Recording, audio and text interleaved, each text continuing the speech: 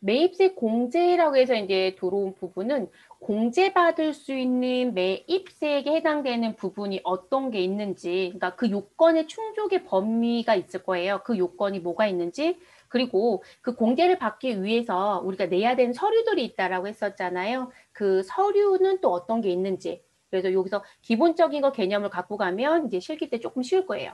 자, 공제받을 수 있는 매입세액의 첫 번째 요건에 뭐라고 얘기했냐면 네 사업과 관련돼서 들어가는 거여야 돼. 이렇게 얘기를 해요. 니라고 하니까 이상한가요? 자신의 사업과 관련된 부분이어야 돼요. 그래서 내가 지금 현재 사업을 하고 있다라고 하면 그 사업과 관련돼서 재화나 용역을 공급받았을 때 당신이 낸 세금이 있을 것이다. 거래징수 당한 매입세액이 있었을 것이다. 그 부분에 대해서 공제 가능에 대한 부분이 생긴다. 이렇게 얘기를 해요. 그게 요 얘기인 거예요. 쉽게 생각하시면 요 부분. 그러면 제가 자기 사업을 계속 강조했잖아요. 근데 이게 왜 중요하냐면 내 사업하고 관련이 없다라고 하면 우린 공제받을 수 있다 없다? 없어요. 그래서 우리가 문제를 풀다 보면 이런 문제가 등장하죠. 이놈의 대표이사가 자꾸 회사 돈 가져다 쓰는 거. 그러면 대표이사가 자기 집에 있었을 거죠. 자기 집에서 무엇 하겠다고? 사용하겠다고 뭘 샀다? 쇼파를 샀대요. 아니, 자기가 자기 돈으로 사야죠. 그쵸? 대표에서 월급 받잖아요. 그럼 그 월급 가지고 자기 집 쇼파를 샀어야 되는 거 아니에요? 근데 이 쇼파를 아주 당당하게 대표이사가 사고, 그리고 당당하다고 했으니까 여러분, 이 사람이 뭘 받아와요? 세금 계산서를 누구의 명의로? 회사 명의로 받아오는 거예요. 그리고 우리 소에서 회계팀 직원한테 툭 던져줍니다. 이거 결제 좀 해. 라고 얘기하죠. 근데 여러분 이런 일이 없다라고 할 수는 없어요. 그러면 우리는 FM대를 배우는 거니까 이 부분 공제받을 수 있어요? 없죠. 이건 누가 봐도 무슨 부분? 우리 회사를 위해서 쓴 돈은 아니에요. 자기 사업 관련이 없죠. 그래서 이 부분은 문제가 되겠죠, 여러분. 그래서 항상 그 문구가 시작에 있는 거예요. 그래서 우리 이 부분 불공 처리할 거예요. 공제받지 못할 매입세액을 정리하고 회사에 있는 대표이사가 회사 돈을 가져간 게 되기 때문에 이때 무슨 처리한다? 가지급금 처리했다가 대표이사한테 회수해야 되는 거죠. 그리고 회수를 못했다? 그러면 이제 법인세 신고할 때 또 다른 페널티가 나올 거예요. 그래서 그런 부분들 그래서 반드시 자기 사업을 위해서 사용하였거나 또는 사용할 목적이다. 그죠? 지금 바로 쓸 수도 있고 창고에 쌓아놨다 쓸 수도 있으니까 그래서 그와 관련된 우리 재화나 용역을 공급받은 부분과 관련된 세액이어야 한다라고 얘기합니다. 그러면 기억에 있는 건요. 사업자와 사업자에 대한 거래예요. 자, 그럼 니은에 있는 건 무엇이다? 우리가 사업자와 사업자 거래는 맞지만 중간에 누가 낄 수 있다? 세관장이 낄 수도 있는 거죠, 여러분. 그럼 세관장이 수입세금 계산서 준다고 했으니까요. 그래서 수입하는 재화와 관련돼서 나온 세액이 있었다라면 그것도 당연히 공제를 받을 수 있다로 들어갈 수 있겠죠. 그 내용입니다. 그러면 매입세 공제는 언제 받을 거냐? 내가 사용을 하여 제품을 팔아야만 공제를 받을 수 있느냐? 아니요, 그렇지 않습니다. 뭐만 있으면 나 사왔어요 라는 것만 있으면 사왔다란 매입만 있으면 우리 무엇 할 수 있다? 공제받을 수 있다. 그래서 재화나 용역을 공급받은 시기에 과세 기간에 매출세액에서 무엇 하셔라? 그냥 공제 받으시면 됩니다. 그럼 수입은 뭐라고 하겠어요? 수입 시기가 속하는 과세 기간에 매출세액에서 무엇 해라? 공제 받아라. 그래서 우리가 매출하고는 이 매출세액에서 공제를 받는데 이 매출세액에 대한 부분 얘기할 때 내가 지금 원재료를 무엇하고 사가지고 와서 제품을 만드는 비율을 따지지 않습니다. 이거 문구를 내는 시험 출제자가 있더라고요. 특히 영세율 쪽 얘기할 때, 아, 내가 영세율 적용을 받아서 뭘 하려고 할 때 지금 이런 부분만 들어가느냐 이런 걸 자꾸 물어봐요. 아니요, 그렇지 않아요. 그냥 뭐만 있으면 메인만 있으면 이 부분 가지고 만들어 판 건지 과거에 가지고 와서 만들어 판 건지 그거 안 따져요. 그냥 메인만 있으면 공제받을 수 있다. 이렇게 정리를 합니다. 그러니까 케이스 바이 케이스를 따지진 않는다는 거예요. 네, 뻔뻔히 비교하지 않겠다라는 얘기로 보시면 되겠습니다. 그래서 나오는 부분이고요. 자, 그 다음 자, 우리 두 번째 부분은 제가 앞에서도 말씀을 드렸어요. 우리가 매입세 공제를 받으려면 기본의 요건이 무엇이다? 반드시 뭘 받아온 부분에 대해서만 하겠다. 일단은 세금 계산서가 원칙이다. 그런데 우리는 추가되는 게 있어요 라고 했죠. 그래서 그 밖에 공제 매입세액이 있었잖아요. 그래서 여기 등자가 붙은 거예요. 그러면 1번은 무엇이다? 세금계산서에 의한 매입세액이 있더라면 우리 공제받을 수 있다라고 시작할 수 있겠죠. 그리고 이 세금계산서에 누구를 포함시켜 주셔라? 매입자 발행 세금계산서 반드시 포함시켜서 공제받아 주시면 되겠죠.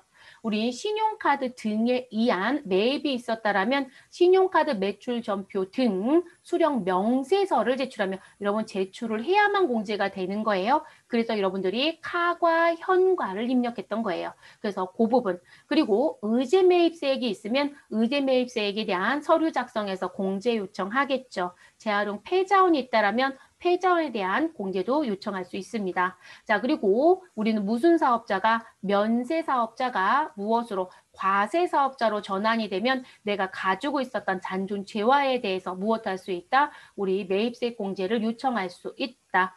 그리고 재고 매입세. 자, 이 부분은 무슨 사업자가 간이 과세자가 무슨 과세자로 일반 과세자로 우리 무엇 되면 전환이 되면 우리 가지고 있었던 재화에 대해서 공제 받으시면 된다. 그게 재고 매입세액이었죠, 여러분. 대손변제는 뭐였어요, 여러분? 우리 무엇을 했던 대손 처분을 받은 세액이 있었다. 그쵸? 네, 과세당국에서 대손 처분 받은 세액이 있었는데 이걸 무엇하면 내가 갚으면 변제하면 우리 무엇할 수 있다. 다시 국가한테 매입세 공제를 받을 수 있다. 이런 얘기를 했었습니다. 그런 요건에 대한 게 공제받을 수 있는 매입세액인 거죠. 그러면 1번은 세금계산서 수취분 자리에 들어가는 거고요. 2번부터 7번까지는 그 밖에 매입세액이란 부분에 들어갔던 거예요. 이 구조가 일반적으로 매입세액이라고 불러주는 자리였던 거죠. 그러니까 이게 법이 세금계산서 양식을 그대로 글로 다시 배우는 거예요, 여러분. 그렇게 이해하시면 되는 부분이었던 거고요. 자, 그러면 이제 그 다음에 첫 번째로 등장하는 누구를 들어가 보자. 신용카드 매출 전표 수령 명세서에 대한 내용을 진행을 해볼게요. 자, 우리가 매입세 공제를 받는 부분 중에요. 신용카드 매출 전표에 의한 부분이 있었다라면 내가 무엇 해주겠다. 아이, 공제해줄게. 그런데 제가 아까 말씀드렸죠. 반드시 부가가치세 신고할 때 무엇 하셔라? 서식을 꼭 제출해야 된다고 했습니다. 그리고 이게 전산실무에 가면 신용카드 매출 전표 수령 명세서라는 서식이 있어요, 여러분. 네, 그 서식을 작성하는 걸 하셔야 돼요. 네, 자주 출제하겠죠. 네. 그러면 여기서 이제 나오는 부분은 무슨 부분? 제가 왜 자꾸 세금계산서를 강조하냐면 여러분, 원칙적으로 세금계산서를 받아온 것만 공제를 해주는 게 맞아요. 세금계산서 수취한 거. 그런데 이 세금계산서 수취를 했어야 되는 게 맞는데 나 세금계산서 대신 뭘 받아왔어? 신용, 카드 등에 대한 걸 수취했어. 이 얘기예요. 그러면 공제해줄게 라고 얘기하는 부분입니다. 그래서 대신 받아온 거로 보셔야 돼요. 이걸 제가 왜 강조하냐면 세금계산서 수취 대신에 하라고 했잖아요. 그럼 세금계산서 발급을 못하는 사람한테 신용카드 영수증을 받아온 건 공제가 안 되는 거예요. 대신 받은 것만 할 거라서. 그래서 세금계산서 강조를 계속하는 거예요. 그렇게 기억하셔야 돼요. 그리고 법령에 들어가면 뭐라고 얘기하냐면 너가 신용카드 등 영수증을 받아왔을 때 무슨 부분이 아니 부가가치세가 반드시 무엇되어 있어야 된다? 구분되어 있어야 된다. 그러니까 공급가액 얼마, 세액 얼마 또는 판매 금액 얼마, 세액 얼마 이렇게 구분되어 있어야 된다. 규정이 또 있어요. 근데 이건 참 논란이 많아요. 왜냐하면 이 부가가치세가 여러분 카드 영수증에 별도로 구분되는 게요. 국세청에 내가 사업자 등록했을 때 일반 과세자에서 그게 자동적으로 구분되는 게 아니고요. 카드 단말기를 사업자가 조작하는 거예요. 근데 이 사업자가 어떤 실수를 하냐면 내가 일반 과세자이면 부가가치세하고 공급가액이 따로 분리돼서 나오게끔 조작을 해놨어야 되는데 이 사람이 간이과세자였다가 일반 과세로 바뀐 거예요. 그러면 이 조작을 안 해놓고 그냥 계속 쓰는 분들이 있어요. 그러면 카드 영수증 실질적으로 받아오면 어떤 상황일까요? 그냥 합계 금액만 있는 거예요. 이해되셨을까요? 또는 간이과세자가 또 조작을 잘못해놔서 무슨 부분? 공급가액 얼마, 세액 얼마로 나올 수도 있어요. 그러다 보니까 법에서는 이렇게 얘기는 하는데 사실 영수증을 가지고 판별하기는 조금 어렵습니다. 네. 이건 업무적인 부분 때문에 말씀을 드리는 거예요. 그래서 법에서는 그렇게 해야 된다라고 얘기하지만 현실적으로는 사실 조금 어려운 부분들이 있더라. 서식을 보고 결정하기에는. 그래서 별도로 기재된 신용카드 매출전표, 직불카드 영수증, 우리 김영식 선불카드, 그리고 현금 영수증까지 모두 다 인정해주겠다라고 얘기합니다. 그리고 무슨 부분? 지금 요 음영 박스에 있는 요건을 무엇해야 된다? 반드시 일단 충족은 해야 된다라고 합니다. 첫 번째 충족 요건은 뭐라고 얘기를 할 거냐면 여러분, 일단 신용카드 매출 전표 등 수령 명세서를 꼭 제출해라. 그리고 두 번째, 자, 신용카드 매출 전표 등을 지금 거래 사실이 속하는 과세 기간에 대한 확정 신고를 한 날로부터 서류를 몇 년은 보관해야 된다? 5년 보관 반드시 하셔야 돼요. 그래서 요 서류 내시고요. 이 서류 5년 보관하시는 게 원칙입니다. 그래서 그 요건을 지켜라. 그럼 1번, 2번 끝났어요, 여러분. 근데 1, 2번으로 끝나지 않죠. 그 다음에 요건이 또 있죠, 여러분. 네, 그 다음 요건 넘어가 볼게요. 자, 세 번째 요건. 자, 세 번째는 다음의 경우에 해당하지 않아야 된다. 자, 여러분 재밌는 건 1번과 2번은 실무자들 입장에서는 실제 중요한 부분일 수 있죠. 그런데 시험을 보는 입장에서는 3번이 되게 중요해요. 왜 그럴까요? 3번을 숙지하지 못하면 시험을 못 봐요. 근데 시험을 못 본다는 얘기는 결론적으로 이것도 업무에도 중요한 부분이에요. 그런데 시험은 1, 2번을 건들지는 않더라는 거에 당연하다고 보는 거죠. 그래서 이 3번에 해당되는 요건 꼭 기억해야 됩니다. 그러면 이 다음에 해당하지 않는 경우라고 했으니까 지금 이 다음에 해당하는 경우라고 하면 이 해당하지 않는 거라고 했으니까 그러면 이 부분 기역, 니은, 디귿, 니을에 있는 건 공제가 가능하다는 거예요. 공제가 불가능하다는 거예요, 여러분. 공제가 불가능하다는 얘기인 거예요. 그래서 이 부분은 우리 이렇게 쓸게요. 매입 세액을 무엇할 수 없다. 구분기재가 되어 있어도 매입세액 불공제가 된다라고 기억하셔야 돼요. 그리고 이 매입세액 불공제에 되는 건 매입 매출 전표에 입력하는 게 아니라 반드시 어디에 입력한다? 일반 전표에 입력해서 끝을 내셔야 합니다. 그럼 첫 번째, 너가 세금 계산서를 받아왔구나. 그럼 여러분, 제가 세금 계산서를 받고요. 이런 거죠. 세금 계산서도 있고 뭐도 있다? 나 카드 영수증도 있어. 이 얘기인 거예요. 그럼 세금 계산서하고 신용카드 영수증이 같이 있다라고 하면 우리는 누구를 우선적으로 봐야 될까요? 항상 누가 우선이다? 세금 계산서가 우선입니다. 그럼 저희는 매입 매출 전표에 입력할 때요. 세금 계산서로 뭐라고 넣을까요? 나는 50일 과세로 입력해서 매입세 공제를 받겠죠?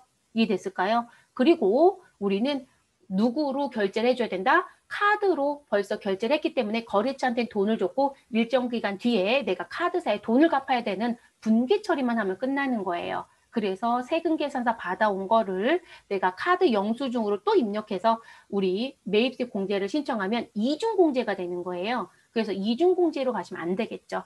그래서 나온 부분. 그리고 간이과세자와의 거래로 수취한 경우. 여러분, 간이과세자는 뭐 발급할 수 없다고 했어요? 세금 계산서 발급을 할 수 있다 없다? 없다. 자, 근데 세금 계산서 발급을 못하는 사람한테 받아온 카드 영수증 등은 공제 자체가 안 됩니다. 그래서 자꾸 세금 계산서 대신 받았다라고 기억하시라는 거. 그래서 빼주셔야 되고요. 자, 그리고 우리 세 번째 디귿. 공제받지 못할 매입세액인 경우. 그럼 여러분 이건 뭐로 생각하면 될까요? 자, 우리는 뒤에 가면 공제받지 못할 매입세액이라고 해서 매입 매출 전표에 입력하는 54 불공이라는 사유를 배우겠죠. 그럼 그 54 불공에 뭐라고 얘기하나요? 접대 성격을 가지고 있다. 비영업용 소형수용차 구입유지 임차와 관련되어 있다. 사업과 관련 없는 지출이다. 뭐 등등 많죠, 여러분. 그러면 그 사유에 해당이 되면 공제를 받을 수 있다, 없다? 없다. 근데 우리가 일반적으로 신용카드 등 거래를 가보면 여러분 접대나 또는 비영업용 소형승차 유지 쪽이에요. 그럼 접대라고 하는 건 거래처 접대했다 이렇게 봐주시면 되겠죠. 그래서 거래처를 무엇하거나 접대를 하셨거나 또는 우리 자동차에 무엇하였다? 기름 넣은 거예요, 여러분. 그냥 쉽게 그렇게 생각하시면 됩니다. 그러면 그런 부분들 카드 결제 많이 하잖아요. 네, 안 된다는 얘기예요. 그렇게 이해하시면 되고요. 그리고 니을. 자, 이 부분은 앞에서도 나왔던 부분인데 또 기억해야 되는 거죠. 다음에 해당하는 사업을 영위하는 사업자에게 공급을 받았다. 여러분, 요 니을에 있는 사람들은 뭘 발급할 수 없다? 이들은 사업자와 사업자 거래여도 세금계산서 발급 요청을 해도 이들은 세금계산서를 발급할 수 있는 사람이다, 없는 사람이다, 안 된다고 했어요. 그래서 이 사람들도 일반 과세자여도 안 되는 거예요. 일반 과세자여도 세금계산서 교부가 무엇되어 있다? 면제되어 있던 사람들이었어요. 그래서 이들한테 받아온 건 생일 교부 면제니까 여러분 생일 발급이 아예 안 되는 사람이잖아요. 그러니까 이들한테 받아온 카드, 영수증 등은 아예 안 되는 거예요. 자, 미용과 욕탕, 여객, 운송, 입장권을 발행하여 영위하는 사업. 그런데 운송 중에 누구는 전세버스 운송사업자는 무엇한다? 제외한다. 이 사람은 세금계산서를 발급할 수 있다 없다? 있다라고 했어요. 그래서 이 사람은 세금계산서를 발급을 할 수 있는 사람이에요. 그러니까 이 사람하고의 거래에서 내가 지금 전세버스를 빌려서 타고 워크숍을 가고 그리고 빌린 대금 뭐 75만 원을 결제했다. 매입세 공제받는데 전혀 하자가 없다라는 거예요. 그렇게 정리하시면 되겠죠, 여러분. 그리고 시험에서는 여기까지만 출제하지만 여러분 실질적으로 여기에서 또 하나 뭐가 있냐면 여러분 우리 왜 개별 소비세가 나오는 장소가 있는 거 아시나요? 개별 소비세가 발생되는 장소? 이 개별 소비세가 발생되는 장소에서 나 무엇하였다? 사용한 게 있었다. 이것도 안 돼요, 여러분. 그러면 개별 소비세가 발생되는 장소? 저희 봉사료 얘기하냐고 여러분 제가 단란하게 놀겠다라고 단란주점 갔다라고 했죠? 네, 그 단란주점에서 거래처 접대 목적이 아니고요. 직원들끼리도 단란주점 갈 수 있어요. 회사가 가기도 해요. 저도 직장 다닐 때 갔었으니까. 그러면 그런 부분에 갔었을 때 그 장소 자체가 개별 소비세가 나오는 장소거든요. 복리후생적으로 썼다 하더라도 매입세 공제 못 받아요, 여러분. 네, 그런 거 안 됩니다. 그래서 그런 부분도 안 되고요. 이건 세무서에서 역으로 추징이 들어오기도 해요. 그리고 이제 또 하나, 이런 회사에서 이제, 뭐, 야외를 가거나 워크숍을 갈 때 대부분 콘도를 빌리고요. 그 콘도 옆에 뭐 골프장도 있고, 요즘에 골프도 직원들 같이 치잖아요. 자, 그런 데로 간 거예요. 그런데 문제는 뭐냐면, 이런 골프장은 개별 소비세가 발생되는 장소예요. 근데 야외를 그쪽으로 가거나 워크숍을 가서 거기서 결제를 했던 거죠. 그리고 이분들은 뭐라고 주장할 거야? 아니, 복리적으로 썼다고요. 접대가 아니었다고요. 라고 하는데 국세청 얘기하죠. 개별 소비세가 나오는 장소에서 썼잖아. 안 된다고 이렇게 얘기해요. 근데 이게 시험에서는 안 나오지만 업무는 상당히 중요해요. 자, 한 번 같은 경우 어떤 경우가 있냐면 누가 봐도 골프장이 있는 장소가 맞아요. 근데 우리 제가 왜 콘도를 얘기했었냐면 콘도 같은 경우는 여러분 골프장에 같이 끼고도 있지만 거기 왜 대관에서 쓸 수 있는 회의실들이 있어요. 네, 회의실. 근데 이 회사가 지금 그 콘도에 회의실을 대관에서 썼던 거예요. 근데 이 대관을 그 한 달에 상당히 많이 했더라고요. 그 달에 이들이 이제 프로모션 사업을 진행하면서 그거로 수익 창출을 해요. 근데 그 달에 프로모션이 상당히 많아서 대관을 여러 번 했던 거예요. 근데 대관료가 싸지 않거든요. 근데 이들이 이제 대관을 했고 이거를 뭘 받아왔으면 괜찮은데 세금 계산서를 받아왔으면 좋은데 세금 계산서 수치를 안 했어요. 자, 그리고 뭘 했냐면 나 세금 계산서 수치를 안 하고 요거 대신에 무슨 부분 카드 결제를 한 거예요. 쉽게 생각하시면. 그래서 카드 결제를 했습니다. 그리고 나서 본인들은 대관료니까 일종의 임차료거든요. 그래서 임차료에 대한 부가가치세, 제가 단가가 좀 세다고 했어요. 그럼 부가가치세가 실질적으로 제가 그때 이제 질의가 들어서 봤더니 몇백만 원이더라고요. 그러니까 대관료가 몇 천이 나간 거예요. 아니, 왜 세금 계산서 안 받고 카드 결제했어요? 라고 물어보니까 뭐라고 하시냐면 세금 계산서 소취하면 즉시 결제를 해줘야 된대요, 대관료를. 근데 카드 결제하면 우리 카드는 사용하고 여러분 일정 기간 뒤에 우리가 원래 카드 대금 내는 날짜가 따로 있잖아요. 그래서 회사가 카드 결제를 했던 거라고 얘기를 하더라고요. 그래서 이제 요거 가지고 부가가치세 신고할 때 신용카드 매출 전표, 수령 명세서를 작성하고 국세청에 제출을 했겠죠. 근데 제가 아까 부가세가 좀 크다고 했어요. 그러니까 몇백만 원의 부가세 공제 서류 얘기가 들어오니까 국세청이 서류를 열어서 점검을 한 거예요. 그래서 사업자 번호 다 조회했더니 야 이상한데? 얘네 개별 소비세가 나오는 장소인데 왜 공제받았어? 소명 요청이 온 거예요. 다 소명한다고 얘기합니다. 그래서 소명 요청이 왔어요. 그래서 이분들은 얘기했겠죠. 계약서를 쓴 게 있었더라고요. 그래서 우리 이거 지금 회의실 대관했던 거 카드 결제한 거다. 근데 이건 공제가 돼요, 여러분. 그러니까 골프장을 사용하거나 이런 거는 공제가 안 되지만 이 대관료는 돼요. 그래서 국세청이 알겠다 끄덕끄덕하고 공제 다 해줬어요. 이해되셨어요? 근데 이런 부분들까지 있는 부분이에요. 그래서 시험은 상관이 없지만 이 부분은 여러분들이 공부하는 입장이시니까 이것도 하나 써놓으세요. 그래서 이런 장소 안 되세요.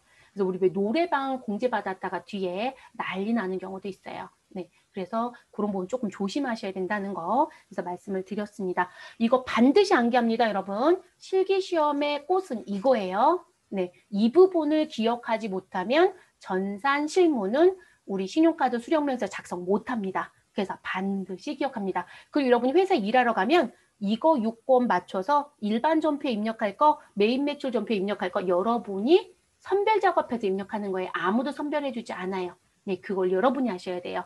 거기부터 시작이에요, 일은. 그래서 그렇게 되는 부분. 그러면 정리해 주시면 되고요. 그러면 여러분 이렇게 해서 이제 정리가 끝났어요. 그래서 이 부분하고 관련된 예제가 있어요. 몇 페이지에? 283페이지에. 그래서 그 예제 정리를 해볼게요.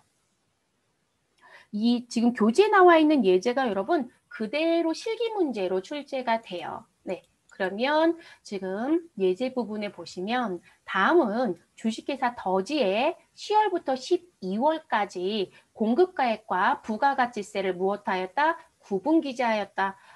제가 오늘 왜 알약을 안 껐을까요? 뭘 이렇게 점검하는지. 자, 그래서 공급가액과 부가가치세를 구분기재했고, 우리 분명히 구분기재되어 있어야 된다고 했잖아요. 그러니까 이제 이런 단서 준 거예요. 그래서 구분기재되어 있고, 그 기재되어 있는 신용카드 매출 전표를 교부받은 내역이랍니다. 다른 말로 얘기하면 나 수취했어 이 얘기랑 같습니다. 자, 신용카드 매출 전표 수령 명세서를 작성하기 위하여 공제되는 매입세액을 무엇해달라? 선별해달라라고 했습니다. 그럼 저희는 무엇하자? OX 하시면 됩니다. 네, OX. 그럼 그 OX에 의해서 우린 서식에 그대로 무엇하겠다? 입력한다. 이렇게 가는 부분이에요. 자, 그러면 지금 사용한 신용카드 내역 자, 들어와져 있습니다. 그럼 현대카드에 법인카드가 있네요. 자, 이 얘기 나왔으니까 하나 점검할게요. 여러분 거래처 등록 공부해봤죠? 그쵸? 자, 거래처 등록에 가면 일반 거래처, 그리고 은행과 관련된 금융거래처, 그리고 또 무슨 거래처가 있죠? 신용카드 거래처가 있지 않아요? 그러면 여러분들 신용카드 거래처 등록할 때 반드시 뭐 구분했어요? 이거 중요해요.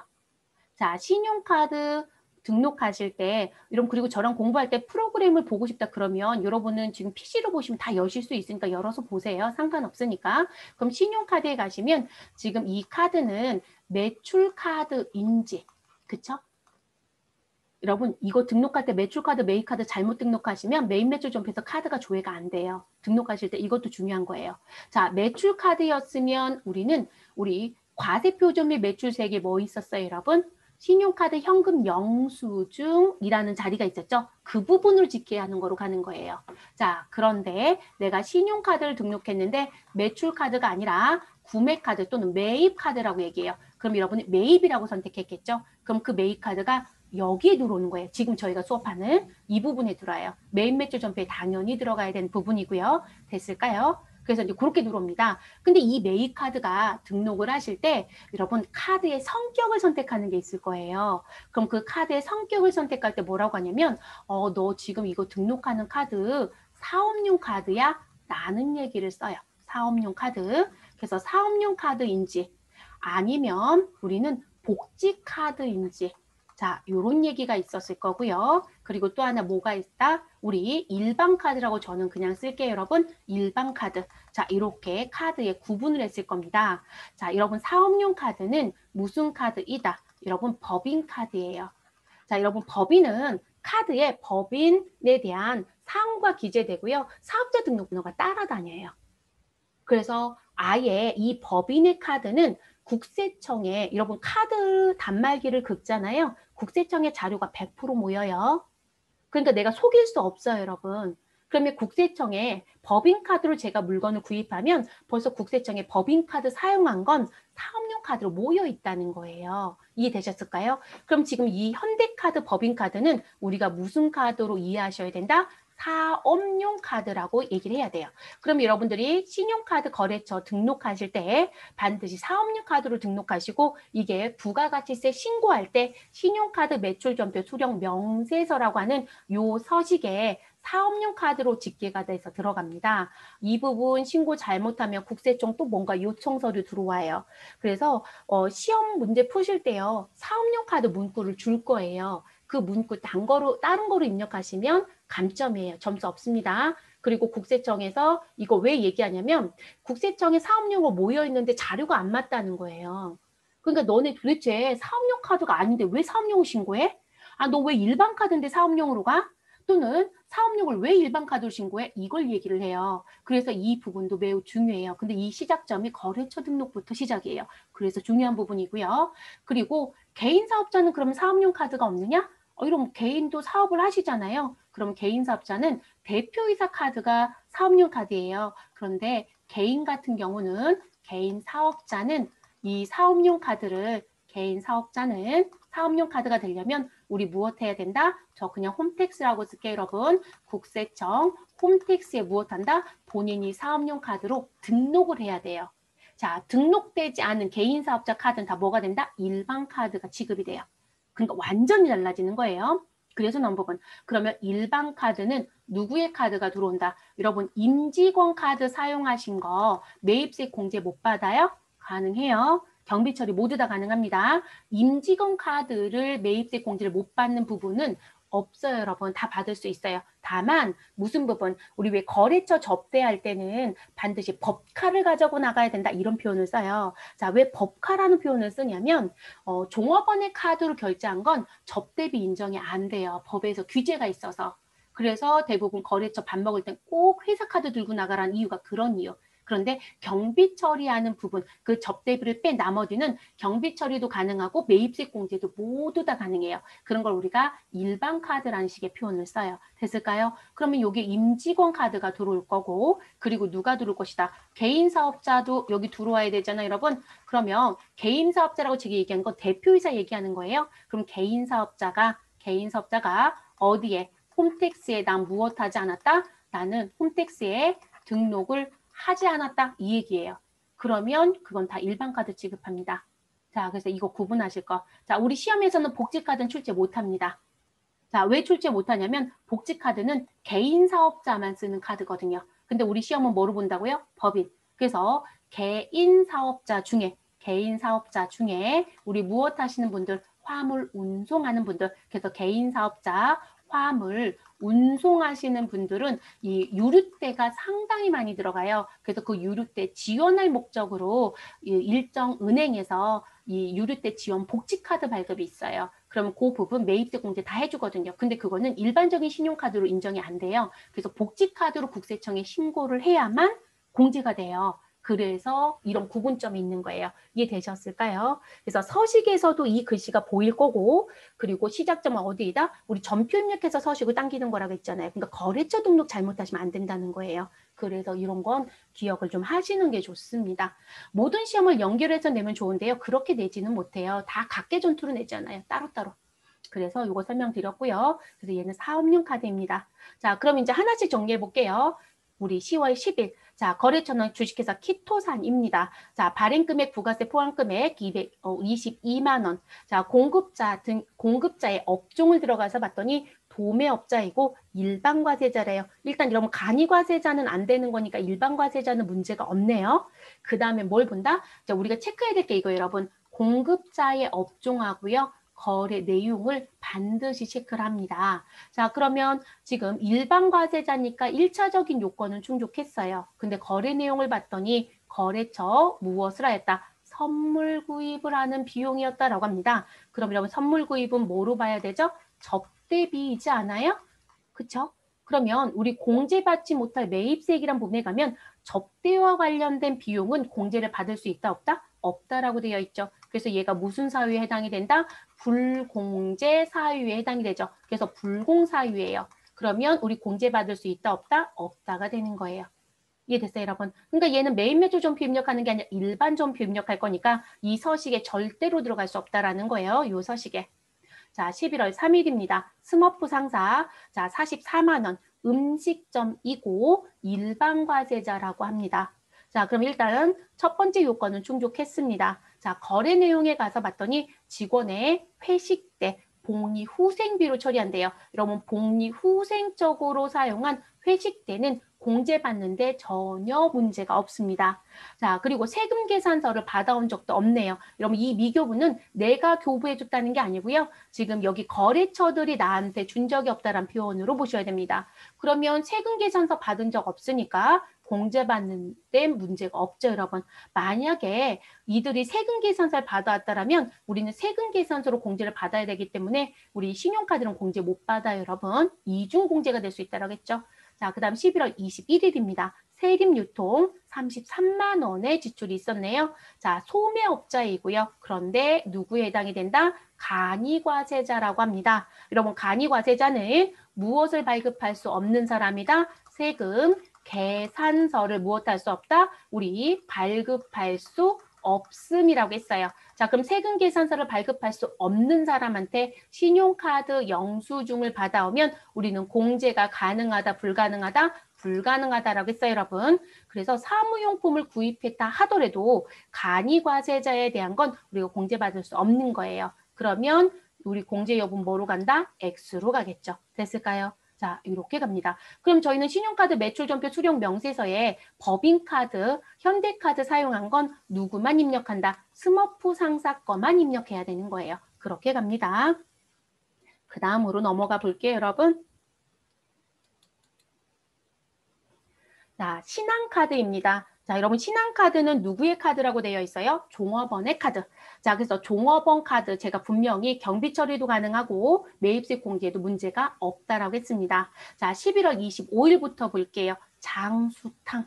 일단 살짝 냄새가 나죠? 자, 11만 원의 지출이 있었습니다. 자, 공급자의 업종을 봤던 이 사람 무슨 업을 하고 있다? 욕탕업을 하고 있대요. 여러분, 목욕탕이라는 얘기죠. 쉽게 생각하시면 목욕탕 또는 사우나 이건 거예요. 자, 일반 과세자라 하더라도 우리 누구는 미용과 또 누구예요, 여러분? 같이 붙어 다니는 게 욕탕이었던 거죠. 미용과 욕탕. 이들은 공제받을 수 있다 없다? 없어요. 일반 과세자여도 안 된다고 했어요. 그리고 또 누가 안 되죠, 여러분? 여객 운송 된다고 했어요? 안 된다고 했어요? 여객 운송 안 돼요. 여러분, 여객 운송은 일반적으로 면세이지만 KTX, SRT, 고속철도가 있었죠. 고속열차라든지 우리 무슨 부분 비행기 또는 선박, 택시, 그들은 과세 사업자라고 했잖아요. 그게 여객 운송이잖아요. 안 된다는 거예요. 이해됐을까요? 그래서 미용과 욕탕, 여객 운송은 안 된다고 했죠. 네, 이들 세금계산 발급 못 합니다. 그래서 벌써 안 되네요. 자, 거래 내용은 직원의 야근 시 목욕 비용이래요. 이거 복리후생비 처리는 할 수 있어요. 네, 복리후생비 처리는 가능하지만 우리 공제는 될 수 없다. 자, 11월 30일입니다. 하트웨어라고 되어 있고요. 하트가 아니라 하드웨어 아닌가요, 여러분? 네, 제가 오타냈네요. 우리 교재 하드웨어라고 되어 있을 겁니다. 자, 하드웨어 88만 원. 자, 소매업이고 일반 과세자라고 얘기합니다. 그리고 거래 내용에 가서 봤더니 컴퓨터를 구입했대요. 이러면 이런 걸 뭐라고 얘기해요? 우리는 비품 구입했다라고 하죠. 그리고 이게 무슨 구입이 된다? 고정자산. 아이고, 고정인데 고장이라고 썼어요. 아래쪽에 쓸게요. 고정자산 매입이 되겠죠. 그래서 고정자산 매입으로 들어가는 부분 됐을까요, 여러분? 그래서 이 부분에 들어가는 부분이네요.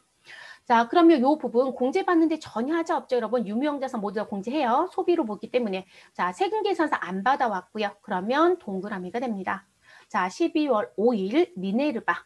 자, 미네르바에 가서 봤더니 77만 원의 지출이 있습니다. 자, 변호사이네요. 변호사. 자, 그리고 이 변호사는 일반 과세자이고요. 여러분, 변호사나 세무사나 회계사나 이들은 무엇할 수 없다? 간이과세자 사업자 등록 못하게 되어 있어요, 법적으로. 그래서 그들은 무조건 일반 과세자로 시작해요. 법에서 규제가 있기 때문에. 자, 법률 자문료랍니다. 근데 여러분, 저희 앞에서 공부할 때 세무사이든 회계사이든 변호사이든 변리사이든 등등등등. 자, 이들이 누구랑 거래하면요? 사업자와의 거래이다 라고 얘기하면 무조건 그들이 요구하지 않아도 뭐 줘야 된다고 배웠다? 영수증 쪽에서 배웠어요. 세금 계산서를 무엇해야 된다? 발급해야 합니다 라고 배웠어요. 그러면 여러분 여기서 카드라는 부분은 그냥 결제 수단이었던 거예요. 쉽게 생각하면. 그러면 당연히 여기 세금 계산 수수치가 됐어야 되는 게 맞아요. 만약에 시험 문제가 이 문제를 내고 여러분 여기 세금 계산 안 받아왔다. 그건 결격이에요. 잘못된 문제예요. 그건 하자가 있는 문제예요. 그러면 모두 맞았으면 처리가 됩니다. 그래서 실제 이렇게 받아오는 게 합법적인 부분이에요. 그래서 지금 제가 보여드린 이 문제가 전체를 다 볼 수 있는 문제예요. 상당히 좋은 문제예요. 제가 볼 때는. 그래서 이 부분은 세금 계산서 수치로 공제를 받을 거니까 소위 말해서 나는 50일 과세로 입력해서 공제받을 거죠. 그래야 이중 공제가 안 된다고 했으니까. 그래서 신용카드 영수증으로는 공제받을 수 없어요. 세금 계산서로 공제받습니다. 그래서 그렇게 가는 부분. 자, 현금 영수증. 그러면 현금 영수증은요. 줄 때는 소득 공제용이든 지출 증빙용이든 따지지 않아요. 내가 물건을 팔 때는. 그런데 내가 현금 영수증을 받아올 땐 반드시 무슨 글씨가 꼭 써 있어야 된다? 지출 증빙. 자, 지출 증빙으로 받아오려면 여러분들이 여러분 개인의 정보를 주는 게 아니고요.